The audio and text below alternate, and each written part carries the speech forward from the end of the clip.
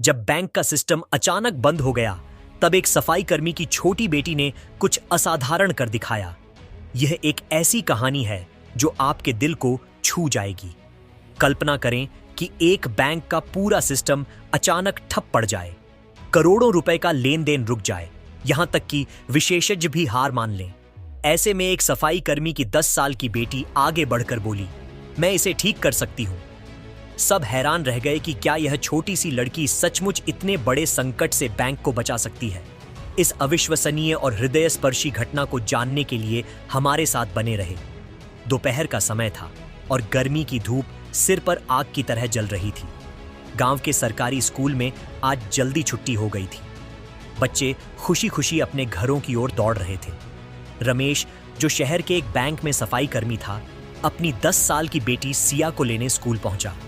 बाप को देखते ही सिया दौड़कर उसके गले में लिपट गई। सिया मासूम हंसी के साथ बोली, पापा, आज छुट्टी जल्दी हो गई। हाँ बेटी, चलो, मैं अब बैंक जा रहा हूं सफाई करने, तुम मेरे साथ चलो। बस 1 घंटा वहां रहना होगा, फिर हम दोनों साथ में घर लौटेंगे, रमेश ने कहा। सिया ने मासूमियत से पूछा, लेकिन पापा, मैं वहां क्या करूंगी? रमेश हंसते हुए बोला, बस चुपचाप बैठे रहना, किताब पढ़ लेना, कभी कभी पापा का काम देख लेना, फिर हम दोनों साथ में घर जाएंगे। सिया ने हामी भरी और बैग को कसकर पकड़ लिया। आज सुबह से ही शहर के सबसे बड़े बैंक में हलचल मची थी। सभी अपने लेन देन के लिए आए थे, लेकिन दिन की शुरुआत से ही बैंक के कंप्यूटर सिस्टम अजीब तरीके से खराब हो रहे थे। बैंक की दीवार पर लगी बड़ी डिजिटल घड़ी हर मिनट लोगों की बेचैनी बढ़ा रही थी। कैश काउंटर पर बैठे कैशियर बार बार बटन दबा रहे थे, लेकिन स्क्रीन पर बार बार वही संदेश आ रहा था, सर्वर रिस्पॉन्ड नहीं कर रहा, कृपया पुनः प्रयास करें। पास खड़े एक किसान ने हताश होकर कहा, अरे सर, मेरे बेटे की फीस जमा करानी है, सुबह से खड़ा हूं, कितनी देर इंतजार करूं?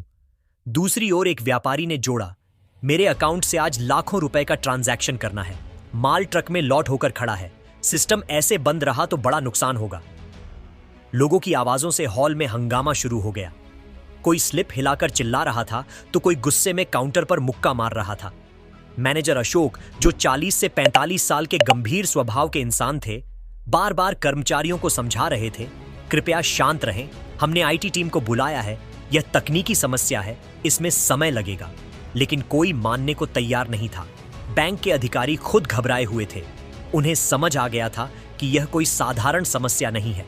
लाखों करोड़ों रुपए का लेन देन रुक गया था। किसानों के अकाउंट से सब्सिडी अटक गई थी। व्यापारियों का भुगतान साफ नहीं हो रहा था। शहर के कॉलेज के छात्रों की फीस जमा नहीं हो रही थी। हर पल के साथ भीड़ और उत्तेजित हो रही थी। इस अफरा तफरी के बीच दरवाजे से अंदर आया रमेश, बैंक का सफाई कर्मी। उसके हाथ में झाड़ू थी और कंधे पर पुराना थैला लटका था। उसके साथ उसकी 10 साल की बेटी सिया भी थी, जो अभी स्कूल से छुट्टी पाकर आई थी। बैंक पहुंचते ही भीड़ देखकर वह हैरान रह गई। कतार में खड़े लोग बेचैन थे, अधिकारी परेशान थे और हर किसी के चेहरे पर चिंता साफ दिख रही थी। उसने धीरे से अपने पापा का हाथ खींचकर पूछा, पापा, ये लोग इतने परेशान क्यों हैं? क्या कंप्यूटर खराब हो गया है? रमेश ने आंखें भरकर कहा, हाँ बेटी, सिस्टम खराब हो गया है। अब इंजीनियर आएंगे तभी ठीक होगा, तब तक सबको इंतजार करना पड़ेगा। सिया की जिज्ञासा और बढ़ गई। बोली, पापा, अगर मैं देखूं तो शायद ठीक कर सकूं।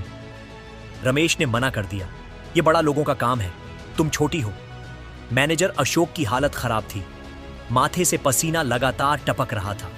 वह बार बार फोन पर किसी से बात कर रहे थे और फिर गुस्से में मोबाइल टेबल पर पटक रहे थे। वह घबराए हुए थे और अपने स्टाफ से बोले, जल्दी हेड ऑफिस से फोन लगाओ, कहो कि आईटी डिपार्टमेंट से कोई तकनीकी विशेषज्ञ तुरंत भेजें। पूरा बैंक का काम रुक गया है। अगर यह खबर ऊपर तक पहुंची तो मेरी नौकरी भी खतरे में पड़ सकती है। करीब आधे घंटे बाद एक तकनीकी विशेषज्ञ लैपटॉप और टूलकिट लेकर बैंक पहुंचा। उसकी आमद से ग्राहकों में थोड़ी आशा जगी। वह विशेषज्ञ तेजी से कंप्यूटर के साथ लैपटॉप जोड़ने लगा। कभी कोड टाइप करता, कभी तार चेक करता, कभी रिस्टार्ट करता, लेकिन नतीजा वही था। स्क्रीन पर बार बार लाल अक्षरों में वही संदेश आ रहा था, critical error, system failure. Manager की सांस रुक गई। वह घबराकर बोले, क्यों ठीक नहीं हो रहा? क्या आप विशेषज्ञ नहीं हैं? तकनीकी विशेषज्ञ ने कहा, सर, सर्वर में गहरी समस्या है। मैंने जितना हो सका सब आजमाया, लेकिन अभी कुछ नहीं हो सकता। यह सुनकर बैंक हॉल में गुस्से की लहर दौड़ गई। मैनेजर ने दोनों हाथों से सिर पकड़ लिया। उनका चेहरा फीका पड़ गया। इस अराजकता के बीच सिया, जो एक कोने में बैठी थी, सब कुछ ध्यान से देख रही थी। उसके बड़े बड़े आंखें कंप्यूटर स्क्रीन पर टिकी थीं। उसने नोटिस किया कि तकनीकी विशेषज्ञ बार बार वही प्रक्रिया दोहरा रहा है, लेकिन कोई नई कोशिश नहीं कर रहा। उसके मन में सवाल उठा कि अगर यह लोग वही काम बार बार करते रहेंगे तो सिस्टम कैसे ठीक होगा। धीरे धीरे उसने अपने पापा का हाथ खींचा और नरम आवाज में बोली, पापा, मुझे एक बार कोशिश करने दो। रमेश चौंक गया। नहीं बेटी, यह बड़े लोगों का काम है, तुम छोटी हो। मैनेजर अशोक कुर्सी पर बैठे बैठे बुरी तरह घबराए हुए थे। इस अफरा तफरी में छोटी सिया अभी भी मैनेजर के टेबल के पास खड़ी थी। उसने हिम्मत जुटाकर फिर बोली, अंकल, मुझे सचमुच एक बार कोशिश करने दें, शायद मैं इसे ठीक कर सकूं। मैनेजर गुस्से में बोले, बच्ची, मैंने कहा ना, यह बच्चों का खेल नहीं है। तुम समझती नहीं, यहां करोड़ों रुपए का लेन देन अटका है। अगर कुछ और गड़बड़ हुई तो सारा दोष मेरे ऊपर आएगा। तब तकनीकी विशेषज्ञ, जो अभी तक लैपटॉप से सिस्टम जोड़ने की कोशिश कर रहा था, अचानक घबराकर स्क्रीन की ओर देखने लगा। यह कैसे हो सकता है? मैनेजर तुरंत पास जाकर बोले, क्या हुआ, जल्दी बताओ। तकनीकी विशेषज्ञ का चेहरा फीका पड़ गया। सर, सिस्टम की समस्या सिर्फ सर्वर डाउन की नहीं है, यह बहुत बड़ी घटना लग रही है। मैनेजर घबराकर बोले, साफ साफ बताओ, असल में क्या हो रहा है? विशेषज्ञ ने गहरी सांस ली और धीरे से कहा, सर, अकाउंट से पैसे अपने आप दूसरी जगह ट्रांसफर हो रहे हैं। यह कोई साधारण गड़बड़ नहीं, लगता है सिस्टम हैक हो गया है। यह सुनकर मैनेजर का शरीर थरथरा गया। कांपते स्वर में उसने विशेषज्ञ से पूछा, तुम कुछ क्यों नहीं कर रहे? इसे क्यों नहीं रोक रहे? विशेषज्ञ हकलाते हुए बोला, सर, मैं कोशिश कर रहा हूं, लेकिन सिस्टम पूरी तरह किसी के काबू में है। मेरे पास इसे रोकने का कोई तरीका नहीं है। मैनेजर सोच भी नहीं पा रहे थे कि अब क्या करें। तभी उनकी नजर सिया पर पड़ी। कुछ देर पहले उन्होंने उसे फटकार लगाई थी। अचानक वे दौड़कर सिया के पास पहुंचे। सिया ने नन्ही आंखों से उन्हें देखा, लेकिन उसके चेहरे पर आत्मविश्वास की हल्की चमक थी। मैनेजर उसके सामने झुक गए और लगभग गिड़गिड़ा कर बोले, बेटी, मैंने अभी अभी तुम्हें डांटा, लेकिन अब हालत बहुत खराब है। हमारे विशेषज्ञ भी सिस्टम ठीक नहीं कर पा रहे। पैसा बैंक से बाहर जा रहा है।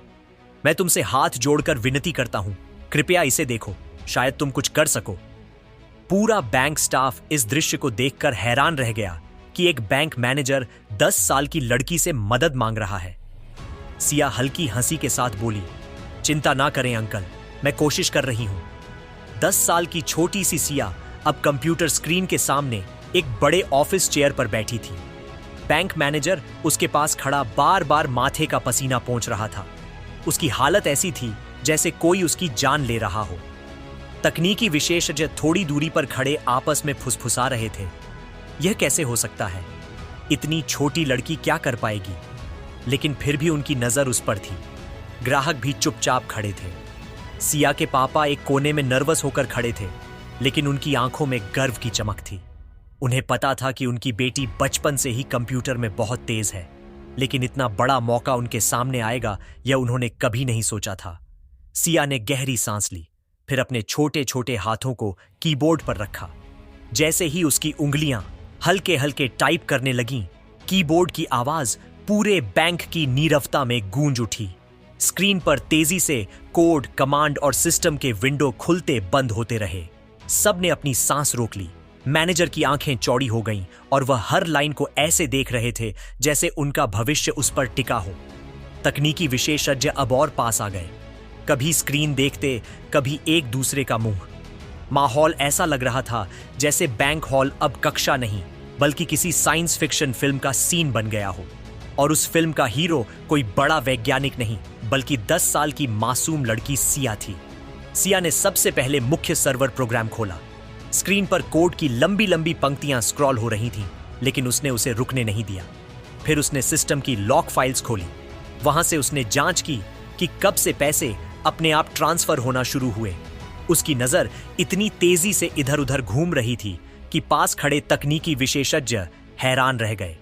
उसने कहा, देखिए, सिस्टम में एक बैकडोर प्रोग्राम इंस्टॉल हुआ है जिसके जरिए पैसा बाहर जा रहा है। उसकी बात सुनकर सब चौंक गए। विशेषज्ञ आपस में फुसफुसाने लगे, इतनी छोटी लड़की सिस्टम में इतनी गहराई तक पहुंच गई, हम तो यहां तक नहीं पहुंच पाए। सिया रुकी नहीं, उसने एक एक करके सभी एंटीवायरस टूल्स, फायरवॉल पैनल और नेटवर्क प्रोटोकॉल खोल दिए। अब उसकी स्क्रीन पर अलग अलग विंडो और कोड से भर गई। बैंक मैनेजर, ग्राहक और यहां तक कि उसका पापा भी सांस रोककर यह सब देख रहे थे। धीरे धीरे सिया सिस्टम की जड़ तक पहुंच गई। उसने न सिर्फ वायरस का स्रोत ढूंढा, बल्कि यह भी पकड़ लिया कि कोई हैकर बैंक के अंदर से पैसा चुराकर अलग सर्वर पर ट्रांसफर कर रहा है। सबकी सांस अटक गई जब सिया ने अचानक कहा, हैकर का लोकेशन मिल गया, यह दिल्ली से ऑपरेट हो रहा है। बैंक मैनेजर और तकनीकी टीम एक दूसरे को हैरानी से देखने लगे। अब सिया ने अपनी असली ताकत दिखाई। वह सीधे हैकर के सर्वर में घुस गई। स्क्रीन पर कोड और कमांड की बरसात हो रही थी। हैकर ने भी बचाव की कोशिश की, लेकिन सिया की पकड़ इतनी तेज थी कि उसने हर जाल तोड़ते हुए आगे बढ़ती गई। कुछ मिनटों में उसने ऑटोमेटिक ट्रांसफर प्रोसेस रोक दिया और जो पैसा पहले ट्रांसफर हो चुका था उसे भी बैंक के अकाउंट में वापस रिफंड करा दिया।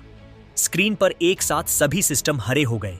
जो कंप्यूटर पहले फ्रीज होकर ब्लैक स्क्रीन दिखा रहा था, वह धीरे धीरे ठीक होकर सामान्य स्थिति में आने लगा।